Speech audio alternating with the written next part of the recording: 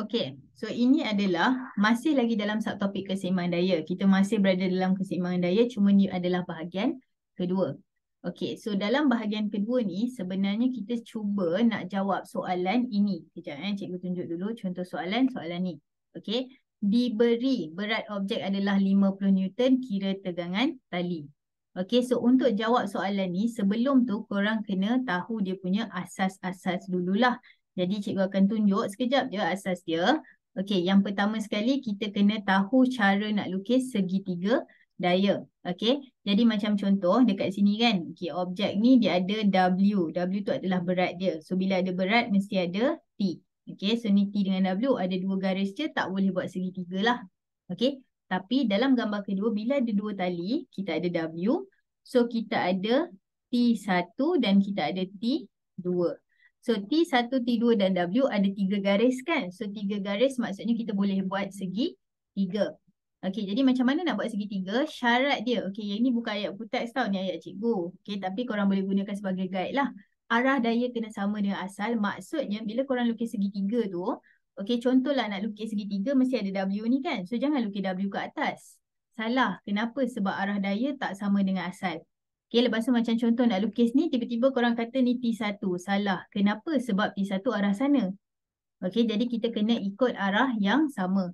Jadi contoh dekat sini adalah ini W kita. Okay, lepas tu arah dia tak boleh bertembung. Maksudnya korang tak boleh tiba-tiba, okay cikgu saya nak letak T2 kat sini.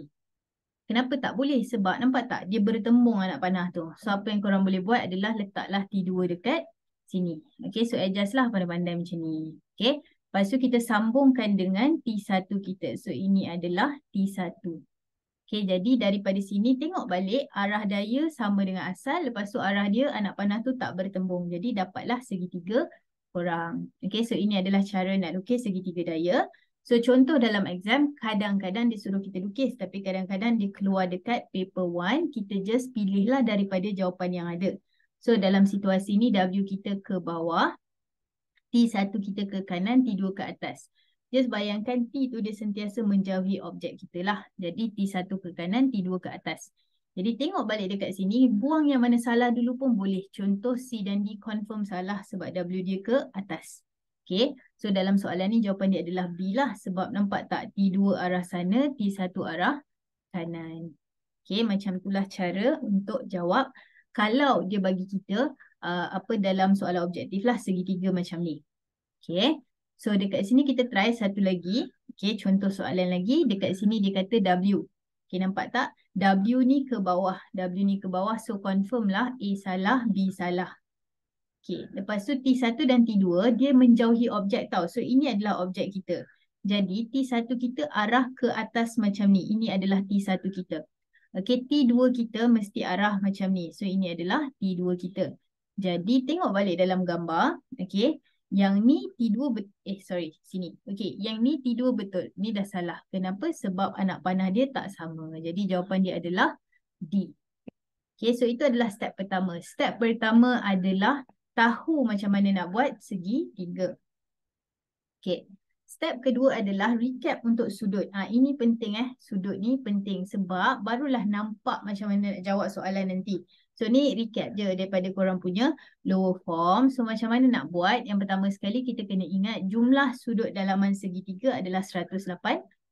Jadi maksudnya X tambah 60 tambah 70 dapat 180. Jadi bila kita tekan kalkulator kita dapat X adalah 50 kan? So itulah maksud dia. Okay, lepas tu sudut tegak pula. So sudut tegak kita tahu 90 maksudnya ni pun 90 lah. Jadi kalau dah 90 X tambah 70 dapat 90. Jadi X adalah 20. Okay, dan yang ketiga sudut selang-seli. So selang-seli tu maksudnya macam ni lah. So kalau dah ni 80, mestilah ni 80. Kalau dah ni 100, ini adalah 100 darjah juga. Okay, so itu adalah recap untuk sudut. Semua ni akan pakai nanti tau. Semua ni akan pakai. So kalau bahagian-bahagian recap ni, kalau rasa macam dah tahu, boleh skip untuk pergi terus ke bahagian soalan nanti. Okay, recap yang ketiga. Recap yang terakhir lah. Recap yang terakhir adalah sign rule. Okey, dalam buku teks dia ajar pakai cosine juga. Okey, so boleh je pakai sine rule ke cosine rule ke, sama je, still dapat jawapan. Tengoklah keadaan yang ada. So dalam kes ni macam mana cara nak pakai sine rule? Dia adalah A bahagi sin A, nilai dia sama dengan B bahagi sin B, sama juga dengan C bahagi sin C. Okey, A tu maksudnya panjang ataupun nilai itulah. Okey, dalam kes kita nanti kita akan gunakan daya, tapi point dia adalah A bahagi dengan nilai sin kepada sudut yang bertentangan tu adalah sama dengan B bahagi dengan yang bertentangan dengan dia. Okey, sama juga dengan C bahagi dengan yang bertentangan dengan dia. So dalam kes ni, kalau kita nak cari X. Okay, kalau nak cari X, X bahagi dengan sin 60. Kenapa 60? Sebab bertentangan dengan dia. Sama nilainya dengan 5 bahagi dengan sin 70. Kenapa sin 70?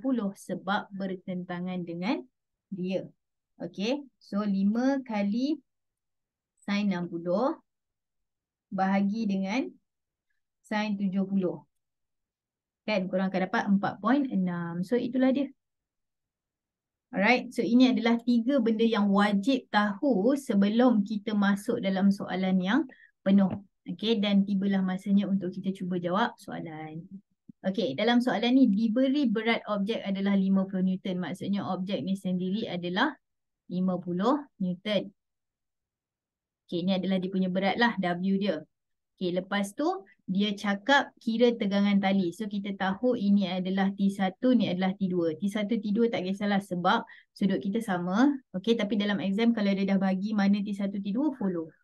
Okay, so ingat step pertama tadi dia sebenarnya macam ni tau, 3S. Gitu, 3S. So yang pertama adalah cari dia punya segi 3. Lukis dia punya segi 3 dulu.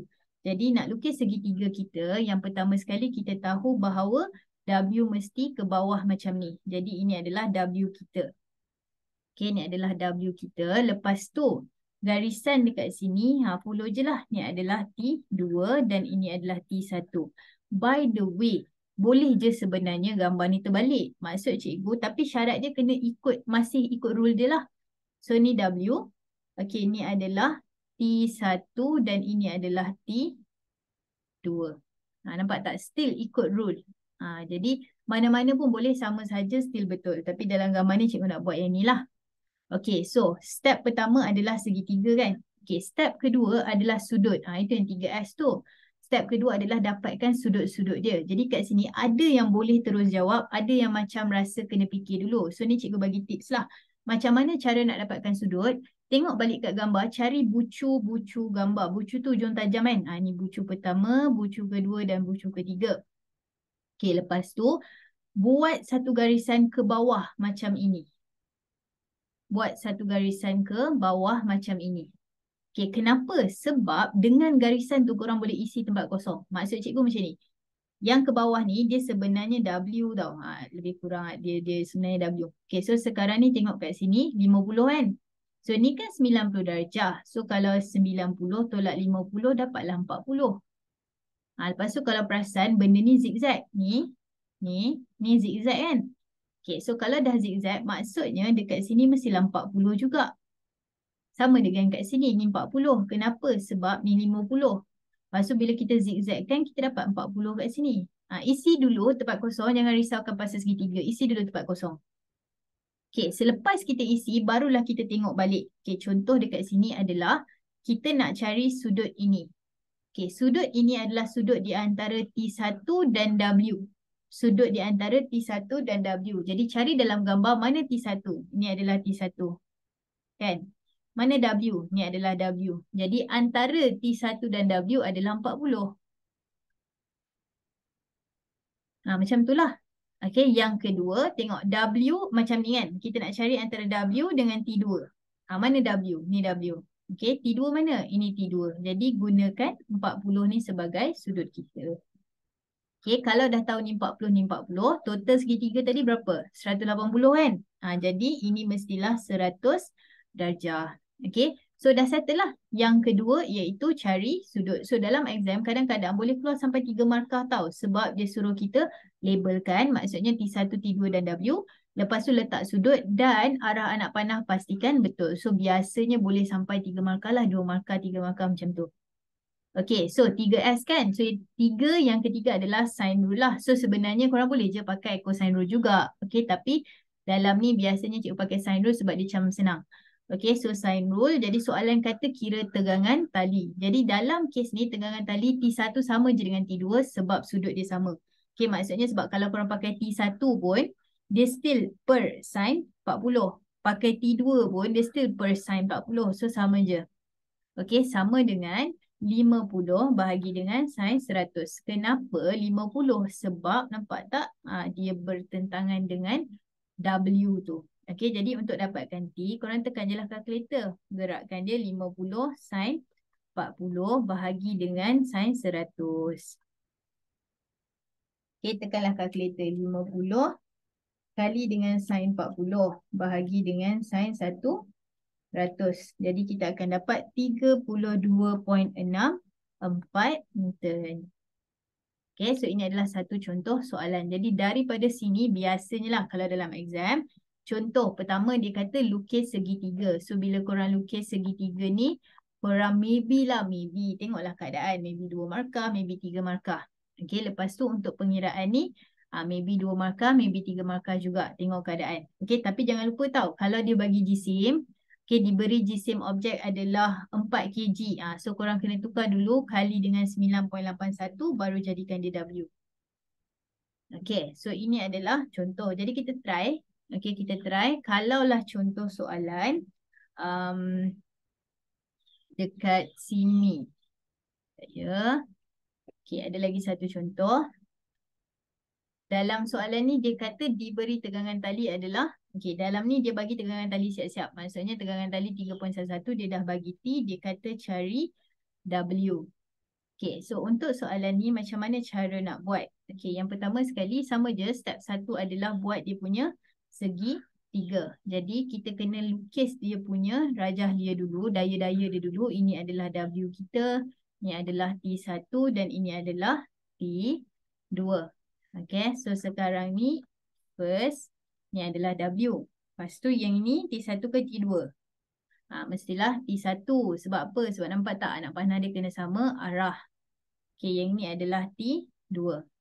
Lepas tu macam mana nak tahu sudut? Okay, kita buat garisan tu. Okay, kita ambil, ambil kau sini. Bucu, jumpa bucu garis. Jumpa bucu garis. Okay. So ini 60, jadi mestilah ini 30. Dah kalau ni 30, ini pun 30. Okay. Tapi tengok tau, dalam exam tak semestinya sudut dia bagi ni sama. Boleh je dia bagi lain. So pandai-pandai korang lah. Okay. So ni pun 30, ini pun 30 darjah. Okay. So yang kita nak pertama adalah antara W dan T1. So ini adalah W, ini adalah T1. Jadi antara dia adalah 30. Okay, tengok yang ni pula T1, antara T2 dengan W. So ni adalah T2, ni adalah W. So antara diorang adalah 30 darjah. So kalau ni 30, ni 30, ni adalah 120 darjah. Okay. So dalam ni ingat tadi dia dah bagi T kan. Dia dah bagi T, dia kata T adalah 3.11. Mana-mana pun tak apa sebab sama je kan. Nilai dia sebab sudut dia sama. Jadi soalan kata kira berat. So kita nak cari W. So W bahagi dengan siapa? Dengan sin 120. Kenapa 120? Sebab bertentangan dengan dia follow sine rule. Okay, lepas tu 3.11 bahagi dengan sin 30. Okay, so tekanlah kalkulator. 3.11 kali dengan sin 120 bahagi dengan sin 30. So kita akan dapat 5.39. So W adalah 5.39 Newton. Jadi itu adalah jawapan untuk soalan ini. Okay, so gambar macam-macam cara. Kadang-kadang sudut dia sama, kadang-kadang sudut dia tak sama. Okay, kita try lagi satu soalan. So soalan yang ini soalan objektif lah. Tapi dia keluar tahun lepas. Jom kita try. Okay, soalan ni dia macam metod dia sama je. Tapi dia macam mencabar sikit lah dari segi kita nak fahamkan soalan tu. Okay, dia kata rajah 10 menunjukkan objek digantung menggunakan dua tali yang serupa. Dia kata tension ataupun tegangan tali adalah 6 Newton. Dia kata kalau satu terputus, berapa tegangan tali yang satu lagi? Okay, konsep dia macam ni lah. Kalaulah satu tali terputus, kita lukis balik. Okay, satu tali terputus. So tinggallah T je kan? Bukan ada dua dah kan? Ada satu je kan? Okay, fine. Tapi bila dia tergantung, ingat nilai T sama dengan W.